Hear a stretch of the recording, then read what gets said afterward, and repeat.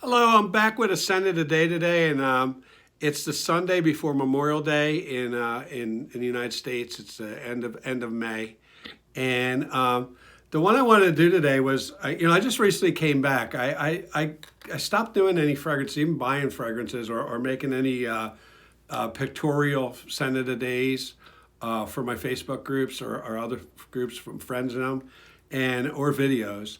And then recently, Mrs. Fritz has gotten a lot better, and I have some time, and so I've gotten back into making those picture scent of the days that I post to Facebook groups. And now I've made a few videos too.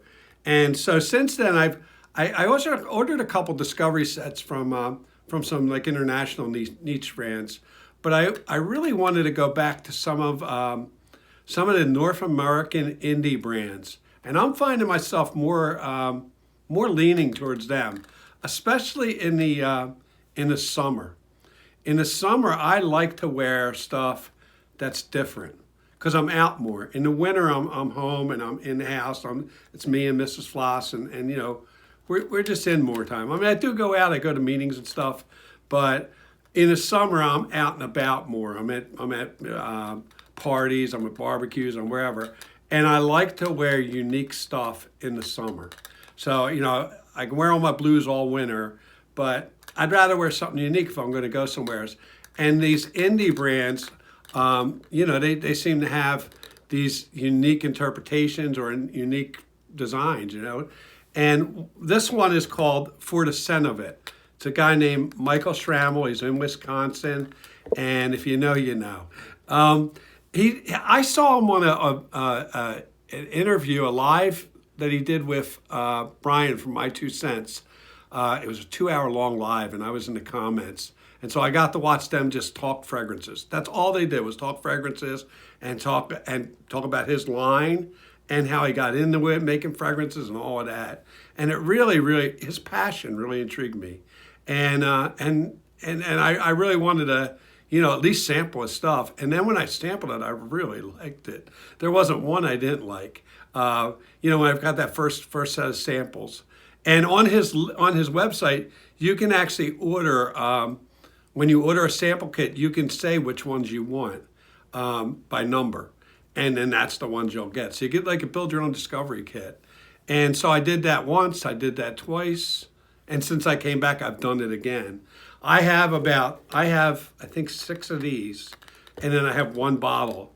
And this is what a bottle looks like. I'll show you the bottle presentation. That's called Blackwood Sun.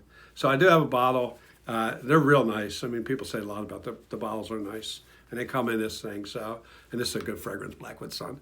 But Forbidden Fig, why did I do Forbidden Fig?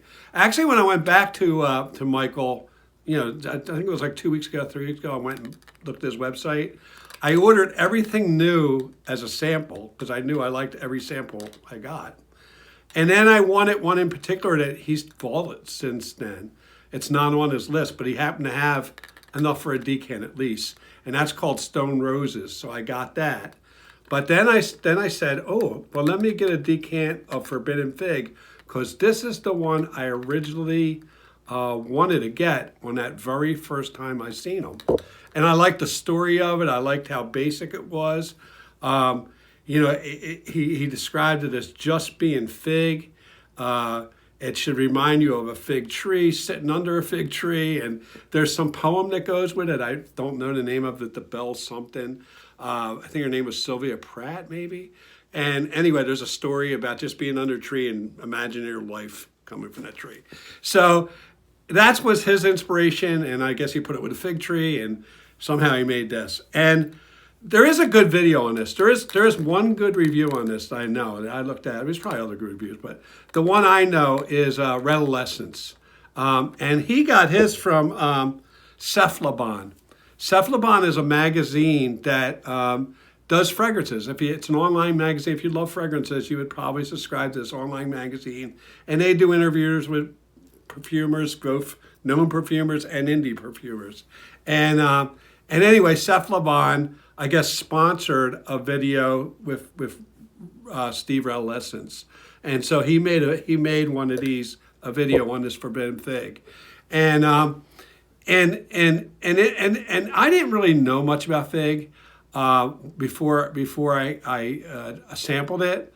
I do have Fico di Amalfi from Acqua di Parma, but that has a lot of notes in it, you know. And fig is, you know, Fico, fig, that's the fig. So that is there, but it's surrounded by a lot of other notes too.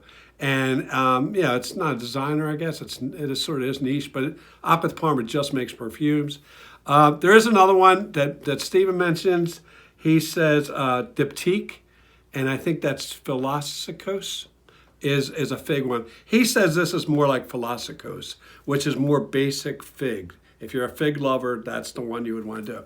And this is really a basic fragrance. What it is it's grapefruit, fig leaf, fig pulp, and musk. And but it just works so good. Stephen uses a word like tonic. And I had to look that up. I was like, but that's a tonic. I should have known. But it means milky, and it means like, you know, a milky type. And that is what I got out of this. And like when I saw he used that word, I was like, yeah, this is creamy. It's got a really nice milky cream greenness to it. And he also says it's not fruity, and I agree. It's not. It's not fruity. You think fig, maybe fig Newtons or something free. This is just you know, it's the fig leaf and the fig pulp. And it comes off as like a soft green milk, creamy. And the grapefruit, it may be there in the beginning, and you may get some of that to balance this out, and then the musk for powder. But the key in this is the fig. And it's that green creamy balance there. And it's just really good. In fact, today, for the first time I wore it, it's on my Scent of the Week #7. And I did that in the fall. It was a fall when I did it, and it was the first time I wore it, and I speak about it there. This time, it's hot today. It's the beginning of summer, and I was out doing some gardening, and then I was just sitting in the sun for a little bit, and I had this on, and then I smelled it. And actually, Miss Floss came out while I was out there sitting down, and she said, "Oh, I could smell that on you. It's really nice." And she asked me what it was, and she said, I said, "What do you give it?" She said, "Neat." And so she liked it, you know. But it sort of changed in the sun a little bit too. It just popped a little bit. I don't know if it was with my skin chemistry or maybe a little heat and sweat, but it just popped a little bit. And it was really, really, real nice scent for the summer. As far as the projection longevity, I don't really do that. I don't know, you know. It's lasts me. I still have it on. I can still smell it when I bring my nose up. I didn't really get much projection, but like I said, she was a couple feet away from me. She had come out, and she could smell it out there. So that tells you something. Anyway, the fragrance is called Forbidden Fig. It's by ForTheScentOfIt, Michael Schrammel. He used to be on Etsy, but now he has his own website.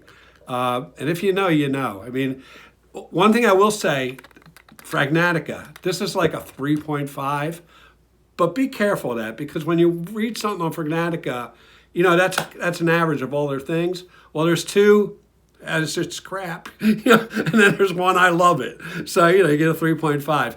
Go to his website. Go to his website and see what the people say there. The people that, you know, buy it there. And I think it's one of his most reviewed ones, actually. I think he has 14 reviews on there. So, you know, that's what I do. I don't really pay it. I'm not a reviewer. So I really don't pay much attention to reviewers either when they're too bad or they're too good, you know.